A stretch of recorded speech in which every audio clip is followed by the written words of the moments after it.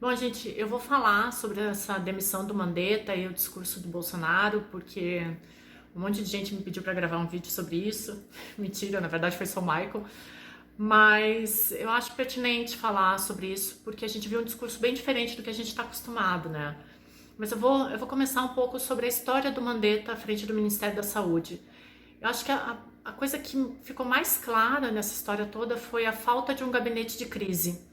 Então, no dia 1, quando a história do coronavírus estourou no Brasil e a Esplanada percebeu que isso afetaria economia, saúde, obviamente, e segurança pública, deveria ter sido montado um gabinete de crise e os discursos deveriam ter sido unificados.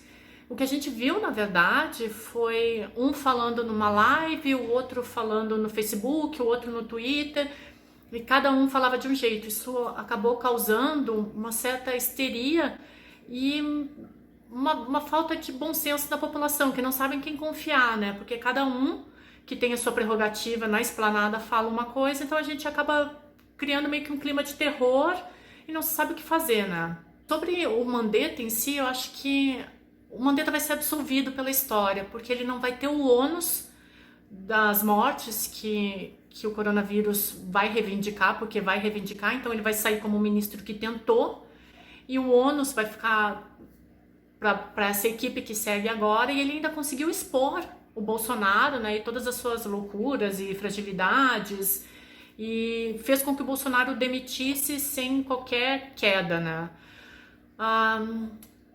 Sobre o discurso, não na forma. Na forma, eu acho que o Bolsonaro ou ele estava esgotado, ou ele estava um pouco atordoado, ficou um pouco irreconhecível, né? Ele tava diferente, assim. No conteúdo, ele continuou sendo o Bolsonaro que ele sempre foi, né? Eu acho que essa crise, ela só expôs um presidente que pode perder uma popularidade por incapacidade de tomar decisões, né? E aí, quando ele toma uma decisão, é num momento crítico, extremamente crítico, né?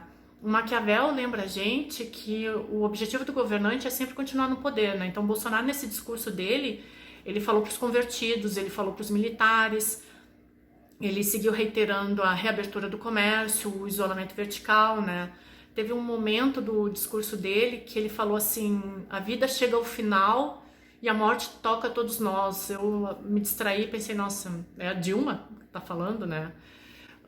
Num outro momento ele reitera assim, a vida não tem preço, mas a economia tem que voltar, né? Então é sempre assim o aspecto econômico, porque de novo, como a gente já falou outras vezes, se a economia não andar, o Bolsonaro não se reelege, né? Ele perde qualquer chance de reeleição.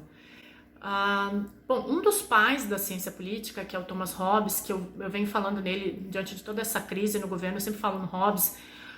O Hobbes é um dos grandes autores que a gente estuda. Ele escreveu um livro, para mim é famoso, que é o Leviatã. Mas o Hobbes fala assim, ele defende um Estado e uma sociedade fortes. E ele fala que o homem precisa de freios e ele precisa que o Estado o proteja, né? Esse discurso do Bolsonaro, ele me fez pensar mais assim, mas o que acontece quando o próprio Estado, que deveria colocar os freios, quando o próprio Estado está sem esses freios, né? O Hobbes também fala que nós, enquanto sociedade, abrimos mãos da liberdade para que o Estado nos governe. E aí o Hobbes identifica que o Estado tem dois poderes, o da balança e o da espada.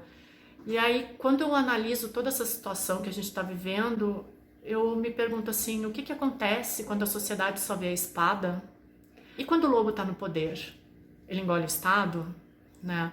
Não, eu acho que na política não tem como a gente evitar o elemento da arbitrariedade, né? Então isso é intrínseco, a gente está nas mãos de um indivíduo que tem um julgamento político individual, né? No nosso caso, a gente sabe que para esse indivíduo a verdade é uma questão de agenda política, então a gente está tendenciado a viver isso mesmo, a gente está exposto a esse tipo de comportamento, né? Se na forma o discurso do Bolsonaro foi tão diferente, logo depois quando ele deu uma entrevista para a CNN, ele já voltou a ser quem ele era, né? Ele tem que gritar para pedir respeito, foi isso que ele fez com o Rodrigo Maia, né? Ele começa a gritar para pedir respeito, e aí eu recorro ao Hobbes de novo, que ele fala que quando a mãe dele deu à luz, a mãe dele deu a luz a ele e ao medo.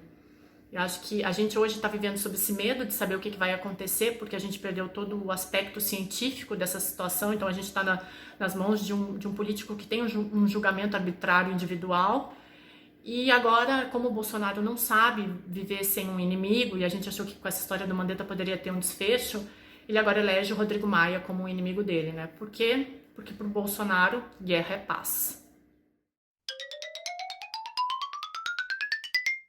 Aí eu vou explicar o Thomas Hobbes, né, que é o pai da ciência política, escreveu o Leviatã é famoso? Escreveu um livro mega famoso chamado Leviatã. Enfim, mas